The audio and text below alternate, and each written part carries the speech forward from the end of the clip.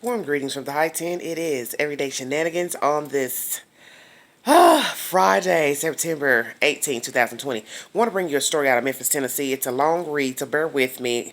I hate to skip over things because I know some of you don't like reading, and I hate reading this long-winded article, but it's an interesting story, and I watched a documentary on this storyline pertaining to this wife of this former NBA player, and I think most of you probably know where I'm going with this story. If you need verification for the story, please log on to ABC News. Slain former NBA player's loved ones still want answers to ex-wife's involvement in his murder. I just hate what happened to my child, his mother said. Former NBA player Lorenzen Wright was murdered more than a decade ago in a plan involving his ex-wife, but Wright's family and friends are still dealing with many unanswered questions, including why. When you're the mother of 6 kids and you're married to their father and you would want to see him dead, that's just evil. That's wicked, Monte Neville's, Wright's friend, told 2020. I hope the truth comes out, Phil Dotson, another of his friends, told 2020. Watch the full story on 2020 on Friday, September 18th, which is today at 9 p.m. Eastern Standard Time on ABC, and I will check that out. Growing up in Oxford, Mississippi, Wright found a fierce passion for playing basketball. His success on the high school and collegiate levels in Memphis, Tennessee, eventually culminated into him being the 7th overall pick in the 1996 NBA draft when he headed to the Los Angeles Clippers. Wright eventually moved to the Atlanta Hawks and then was traded to the Memphis Grizzlies in 2001. To be able to play high school ball here, to play college ball, and then to play in the NBA in front of your hometown, I don't know if it gets any better than that, Dotson said. Wright's mother, Deborah Marion, was thrilled to have her son home again. It was great because my dad was still living with my mom. They were getting older, but they could actually see their grandson do something, Marion said. Although he skyrocketed into the fast life of the NBA, Wright's childhood friend said that he never lost touch with his roots. He would give people jobs, said Dotson. He just wanted his buddies around to enjoy the fruits of his labor. It was like Disneyland at his house. While playing summer basketball in his junior year of high school, Wright met his ex-wife, Shara Robinson, who became Shara Wright Robinson. Her father happened to be his coach, and friends said Wright fell for her. She was easy on the eyes, Neville said. I don't think he had never ever come in contact with anyone that looked like Shara. The couple eventually started dating and had their first child together, a son named Lorenzen Jr., but Wright's mother said she never fell for his ex-wife's charm. After having Lorenzen Jr., the couple got married and had a daughter named Lauren, 2 twin boys named Lamar and Shamar, another daughter named Sophia, a son named Lawson, and a girl named Sierra, who died of sudden infant death syndrome when she was a baby. Fighting to stay in the league, Wright was at the tail end of his career when he went back to the Hawks for a time and then played for the Sacramento Kings and the Cleveland Cavaliers. It estimated that Wright had earned about $55 million over the course of his NBA career, but as Neville put it, just as fast as he was making money, money was being spent. There were also accusations of infidelity in the relationship on both sides. After 13 years together, the couple divorced in February 2010.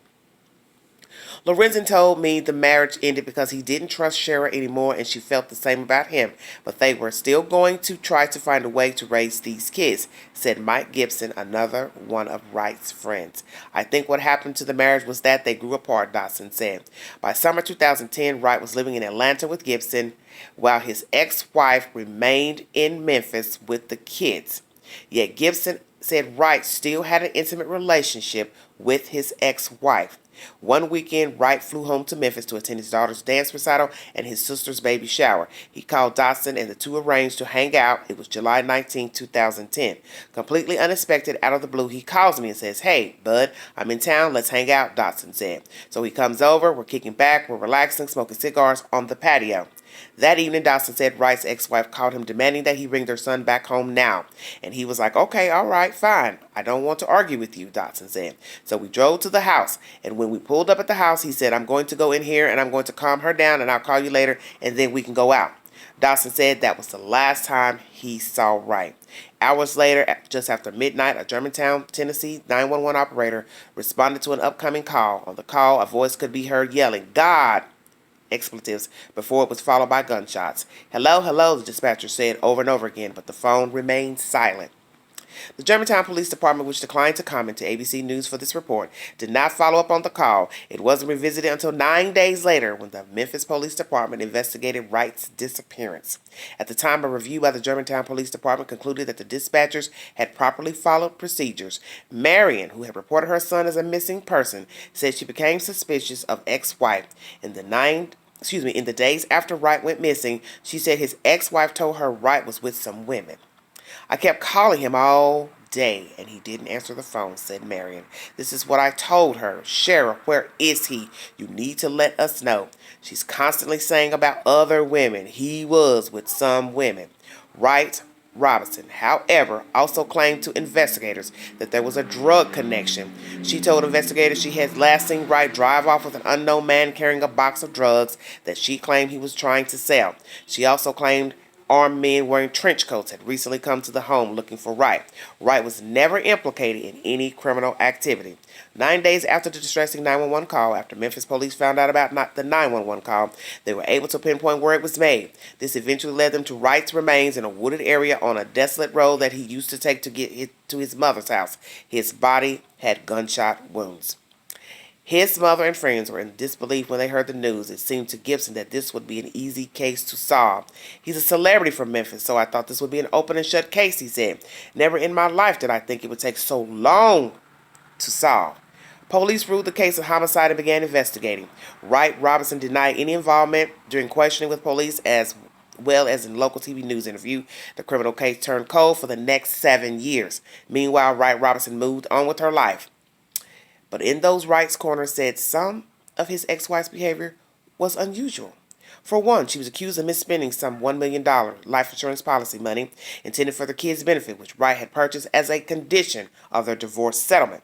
In 2015, 5 years after the murder, Wright Robinson published Mr. Tell Me Anything, a novel that centered around the life of a woman who marries an abusive and unfaithful basketball star. She claimed in an interview that the supposedly fictitious story, was based on her real life. I just believed it. I was like, she's bearing all, said Kelvin Cowens, referring to the book. Cowens, a journalist, started dating Wright Robinson that same year. Even though he admits the relationship crossed a professional line, he claims he fell in love with her during an interview about Wright Robinson's life, which included talking about her new book. The pair eventually moved to Houston together with Wright Robinson's children. Cowan said he was never suspicious of her during their relationship. I'm like, if she'd done something, they'd have her by now. I mean, I never would have moved away with her if I thought she was a killer, said Cowens. Cowens said the relationship eventually fell apart because he couldn't get past what he described as her obsession with getting money from Wright's estate. I thought, I cannot believe that your apex of life is still how much money can I get, Cowan said. After they broke up, Wright Robinson relocated to California with her kids. Life seemed to continue on until November 2017 when police announced a huge break in the Wright murder investigation. They had found one of the murder weapons, a gun, in a lake in Walnut, Mississippi, about 45 minutes from Wright's former home. In court, prosecutors said the break had come from Wright Robinson's cousin, Jimmy Martin. He had been convicted of second-degree murder in an unrelated case that had occurred 3 years prior to Wright's death. While he was awaiting sentencing, Martin allegedly started talking to investigators. Prosecutors say he claimed he participated in planning to kill Wright with Wright Robinson and another man named Billy Ray Turner, but that attempt was foiled. Turner was a landscaper, a yardman who appeared to be a deacon in a small country church that Shera attended, said Memphis journalist Mark Peruschia. Got the doors open, wind blowing. According to prosecutors, Martin claimed that a few days after Wright's death, Wright, Robinson, and Turner confessed to him that they had murdered Wright and that he then helped them clean up the crime scene. Martin alleged that a metal detector was used to try to find a gun that had been dropped during the crime and that he and Turner then drove to the lake in Mississippi where Turner disposed of a gun, according to prosecutors. Martin has not been charged in connection with Lorenzen Wright's death. He declined to comment to ABC News for this report. After the gun announcement, investigators said they started monitoring Wright Robinson's and Turner's cell phones and alleged that they learned incriminating information. Both were arrested and charged in December 2017. Turner was indicted on first-degree murder charges and pleaded not guilty. When he first appeared in Shelby County, Tennessee courtroom December 5, 2017, Wright's mother was finally able to see the person allegedly responsible for killing her son. When I saw him, I knew instantly that Wright Robinson used him because that's not what she wanted. You know, he had no money. She don't deal with no grass cutter, said Marion. It was a standard arrest. There was no there was no incidents to it. This person who for the past 25 years had not had any sort of troubles, said John Keith Perry, Turner's defense attorney. I absolutely think that he did not do it. Wright Robinson was charged with first-degree murder, criminal attempted first-degree murder, and conspiracy to commit first-degree murder. She pled not guilty. When he saw the announcement of her arrest on the news, Cowens was blown away. I'm like, I just spent almost 3 years of my life with a killer, he said. The stage was set for Wright Robinson and Turner to be tried together, but that all changed when Turner was faced with another legal matter. Turner, a previously convicted felon on unrelated charges that stemmed from a case in the early 1990s, was found in illegal possession of a gun when he was arrested for murder in the Wright case. He pleaded guilty to possessing the firearm. After they learned about the plea, Wright Robinson's lawyers worried that Turner would strike a plea deal with prosecutors in the Wright murder case and testify against Wright Robinson. Her lawyer, Junie Ganguly, said, "We told her if Billy testifies against you, it's going to be disastrous." Okay. Then it goes on to say, NBA player's mother to alleged killer in court. How could you have murdered my son? In July 25, 2019, Wright Robinson agreed to a plea deal, pleading guilty to the facilitation of first-degree murder. Prosecutors agreed to a lesser sentence of 30 years in prison and parole eligibility, for which she would be released as early as 2026. Had Wright Robinson gone to trial, she'd face the prospect of spending the rest of her life in prison. Prosecutors declined to comment to ABC News for this report. When Wright Robinson's plea bargain was announced in court, the judge allowed Marion the chance to speak to her son's ex-wife. After close to a decade of pain, Marion turned to face the woman who admitted she had been involved in her son's murder. At that moment, instead of expressing outrage, Marion said she made the decision to focus on her 6 grandchildren. "Miss Shara, I want to thank you for giving me my grandchildren. That's what I want to thank you for," she said in court. "I want you to unlock them so I can get to them so they can see their grandma, because Sophia keeps calling. She wants to come make chicken and dumplings, but I want you to call them and say, no, it's okay to talk to Grandma. Grandma still loves you. That's all I want. It's my grandkids. I just hate what happened to my child," Marion continued, speaking to Shara. "But he left nice-looking kids here for his grandma. They want to see me like I want to see them. I'm ready for them to come back to the home with their family because I miss them." Wright Robinson asked if she was allowed to reply, but her lawyers told her it was not a good idea. "I advised her not to because at that point, what difference does it make?" said Ganguly. Although Wright Robinson is now behind bars, Marion still does not have full closure. Turner was expected to go to trial this month, but the COVID-19 pandemic has delayed his proceedings. Marion is forced to wait longer for a resolution. With Lorenzen, I'd be talking to his picture, and sometimes his picture could look at me a certain way, like it's really him. He was a mama's boy. Simple as that, she said. He would still be a mama's boy if he was here now. Sorry that was so winded. That is just that information out of Memphis, Tennessee.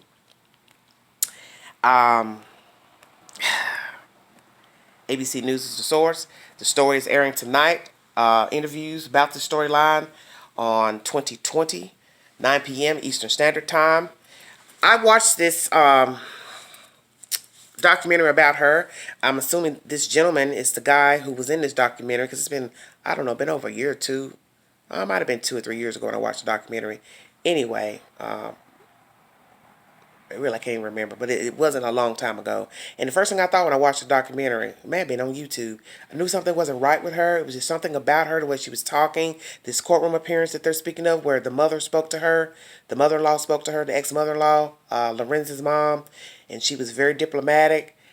It was just something about her demeanor in that courtroom, and I always thought, I said, this girl killed this man. She had something to do with it. She plotted, she planned, she had somebody go along. And as you see, others have been implicated. And due to the COVID, the trial hasn't taken off. But I knew this chick was not right. And, you can tell a lot about a person's demeanor. Even during the documentary, before she even got arrested, her demeanor was odd. With her commentary, the way she answered questions, just deep down in my soul, wholeheartedly, I thought this chick is guilty because her demeanor was foul. It was just odd. And the way she answered the questions during the interview for this documentary, I just knew something was off with her. So I do look forward to watching this episode of 2020 tonight. So you all tune into 2020 tonight. I'm glad I got this notification because it was a very riveting story, a very high-profile story in Memphis and in the sports world. And I want you all to give me your opinion and tell me what you think. Do you think she had anything to do with this crime? What was her motive? Is it because he was known to be a philandering husband, cheating with different women? Was it for the money? What was it all for? But now you see that once she got the money, she spent it. She didn't leave anything for her own kids. 6 children. You have to have enough common sense. You got to put some money up. You got to save money. Every day you're trying to raise children. 6 kids, that's a lot of kids to take care of. $1 million, maybe a lot of money to some. But when you're trying to stay in that certain lifestyle, affluent lifestyle, $1 million ain't nothing. And that's just a spoken word. It ain't nothing. It's just not. Because you have to be able to supplement the $1 million. You understand what I'm saying? You have to be able to bring in a couple of more million to keep your lifestyle flowing. And if she didn't have a high earning income, there was no way she was going to be able to keep that money afloat, raising her children and living a luxurious lifestyle. We all know this. Thank you all for joining me. Like, share, subscribe, drop your comments below.